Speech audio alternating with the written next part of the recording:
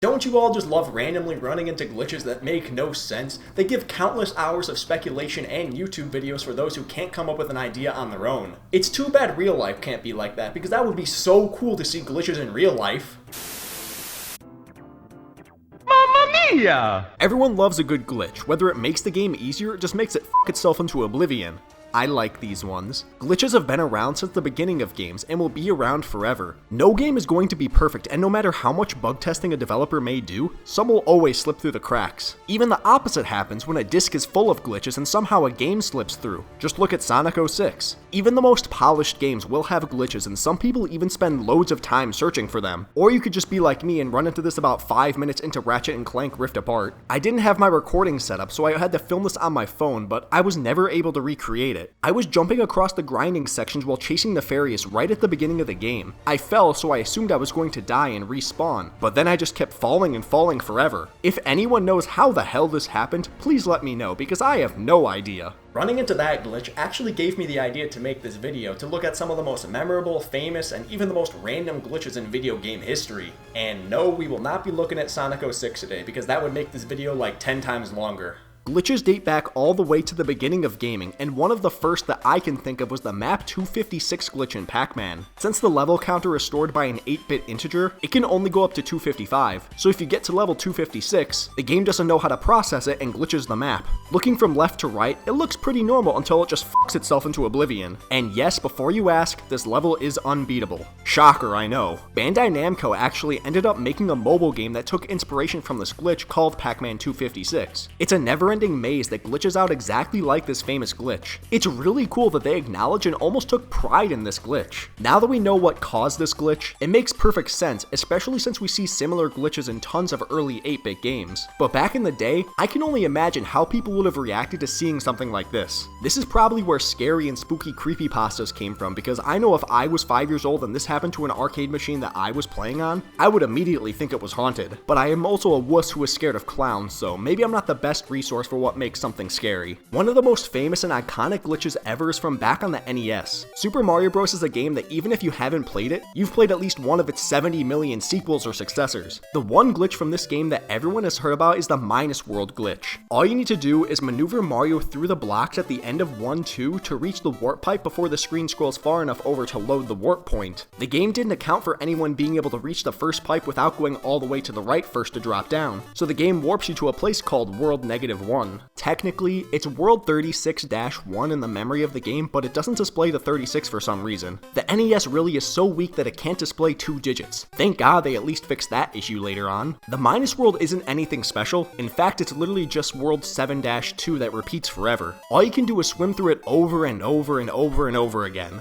This glitch is fucking pointless, but it will still always be remembered as one of the biggest mysteries in the early gaming era. Super Mario Bros. Has a lot of other glitches too, like being able to skip the flagpole animation, warping to the wrong place in that same level, and even clipping through other blocks. All of these are used in speedruns, and that's usually the biggest motivation to find some of these glitches. These are much more useful than the minus world, because instead of warping to a pointless never-ending level, you can just warp to the end of the game. I've been explained to how the Super Mario World credits warp works like 20 times, and I still have an aneurysm trying to comprehend it. It feels like every early Mario game has some sort of big glitch like this, but the one that most people know of and can easily go do on their own is the backwards long jump in Super Mario 64. The movement options added in Mario 64 were easily some of the most revolutionary ever, but also broke the game to no end. Just watch any speedrun of this game and you'll see tons and tons of glitches you probably never even thought of. Like, who in the hell thought to even try this? But easily the most broken and most infamous is the backwards long jump, or BLJ. All you have to do is long jump backwards and mash the A button on an incline to build up speed, and zoom! You'll just fly through walls like you're Danny Phantom himself. This is most commonly used on the endless staircase at the end of the game, and it even had articles written about it back in the day. This is a page from Club Nintendo Mexico in 2000 giving detailed instructions how to beat Super Mario 64 with under 70 stars, a feat that could only be done by using the backwards long jump. This just shows even before the internet was super big, people were still hunting for glitches and trying to spread the information so everyone knew about them. Nowadays, a game can't be out for more than a few hours before someone posts an article online about something wrong with it. Red Dead Redemption 2, camp glitch. Breath of the Wild, duplication glitch. Cyberpunk 2077,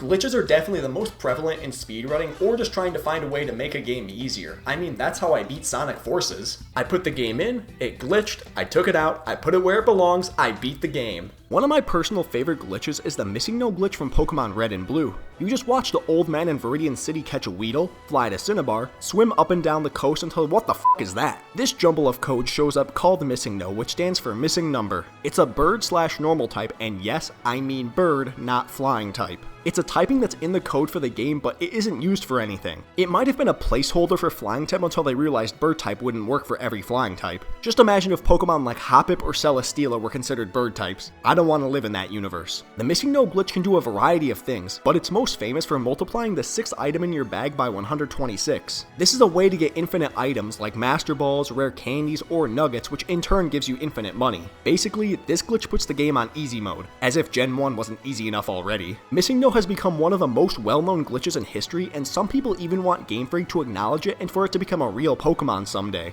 Yeah, good luck with that one, guys. Game Freak won't even give Dunsparce an evolution, and you expect them to make Missingno a real Pokemon? A game with countless glitches that don't necessarily help you beat the game, but still break the absolute hell out of it is GTA. I only say they don't help you beat the game because is there even really a way to beat GTA? Like, yes, there is a story, but has anyone ever said, I bought Grand Theft Auto for the story? No, no one has ever said that. You play GTA to run around, blow stuff up, go to the strip club, and run from the police. It's on the Xbox, so I thought that was a given. There are tons of glitches in every game, so let's just go over some of the most popular and some of my favorites. In GTA 5, you can glitch under the map. This is completely pointless, but I always love glitches like this. I spent more time than I'm willing to admit underneath Pianta Village in Mario Sunshine as a kid. In San Andreas, this can happen. I love this game. You can also fly cars in multiple games, although some of those are more so cheat codes than glitches. In GTA 5 though, yeah, that's definitely a glitch. A different type of glitch that is very commonly used are glitches that let you skip a boss or battle in a game. I feel like these are almost always found on accident and can even appear in new games that seem to be so well made with no issues. In the Final Fantasy VII Remake, you can skip half of the ghoul fight in Chapter 11. I literally have no idea how this happens, but it's really cool, so I thought I would mention it. One series with maybe the most glitches when it comes to bosses is Zelda. This is my favorite franchise of all time, but some of these games are absolutely broken to shit,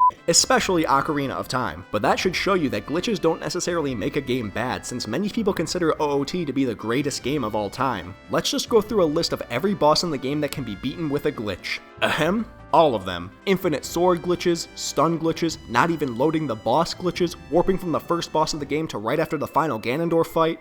Wait, what? This is my favorite glitch in the entire game, and definitely the most broken, yet I have so many questions for how it works. So what you need to do is get the sword, obtain the bottle from Kakariko, catch a bug, beat the Deku Tree and die at the same moment you defeat Goma, go back to the boss chamber, release the bug, catch it again, do precise movements, backflip onto the warp zone and then use your bottle as an ocarina at the same time, move in precise movements again, exit through the door that you came in through, and boom, you're at Ganon's castle. Did you catch all of that? I tried, but I think I missed a few steps. How in the hell did someone come up with this idea? Did someone just say to themselves, I wonder if the door to Goma actually takes you to the final boss, and then it actually fucking worked? From what I understand, the game's code and access points change when you release the bugs from your bottle, and it just so happens to change to Ganondorf's castle. What are the odds of that? Clearly 100% since this glitch works. Also, if we're talking about warp glitches in Zelda games, and also since this is one of my videos, we have to mention Skyward Sword. There is a glitch called the Back in Time Warp, or Bit Warp, which lets you warp to tons of different locations in the game, and some people say Skyward Sword is a linear game. Take that, haters! I'm not even going to try to explain it since I don't really even understand it fully myself, but if you want to learn more about it, I recommend checking out Gymnast86. He is one of the best Skyward Sword speedrunners and has multiple videos talking about Skyward Sword glitches. All you need to know is that between 2018 and 2020, the any percent world record was cut by about 3 hours, so that should tell you how crazy and useful these glitches are. But since we're on the topic of Zelda, I think there was one more glitch that we need to mention. The glitch to end all glitches and maybe one of the most iconic reactions in speedrunning history.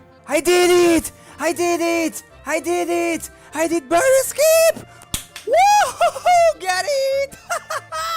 Barrier skip was one of the most theorized and speculated about glitches in history just because of how much of the game it would skip. The final dungeon of the game is just outside of this barrier, but you can't break through it without the Master Sword. That was until 2017 when someone finally got through.